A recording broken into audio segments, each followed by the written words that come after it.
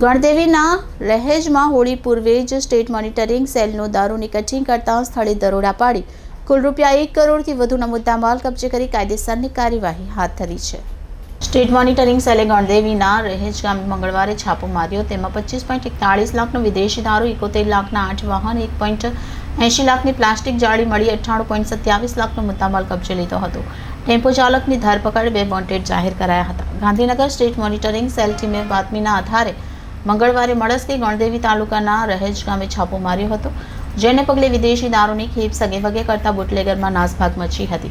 પોલીસે સ્થળ પર આઈસર ટેમ્પોમાંથી જુદી જુદી કારમાં સગેવગે થતો હતો. પોલીસે 25.41 લાખની 2188 બોટલ, 1.88 લાખના 60 પ્લાસ્ટિક જાળી બંડલ, 71 લાખના 8 વાહન, મોબાઈલ ફોન મળી 98.27 લાખનો મુદ્દામાલ કબજે લીધો અને આઈસર ટેમ્પો ચાલક મહેબૂદ બાદશાહ શેખની ધરપકડ કરી હતી. તેમજ દારૂ ભરાવનાર માણિક પટેલ અને ખેપ મંગાવનાર ગણદેવી રહેજના વિકી ઉર્ફે લાલુ પટેલને વોન્ટેડ જાહેર કર્યા હતા. તે સાથે ખેપ લેવા ઉભેલી ઇકો સ્પોર્ટ્સ, ડસ્ટર કાર, અલ્ટિગા અને મહિન્દ્રા કાર, મારુતિ કારને કબજે લીધી હતી. સ્ટેટ મોનિટરિંગ સેલના PI CH પનેરા અને એમની ટીમે છાપો માર્યો હતો.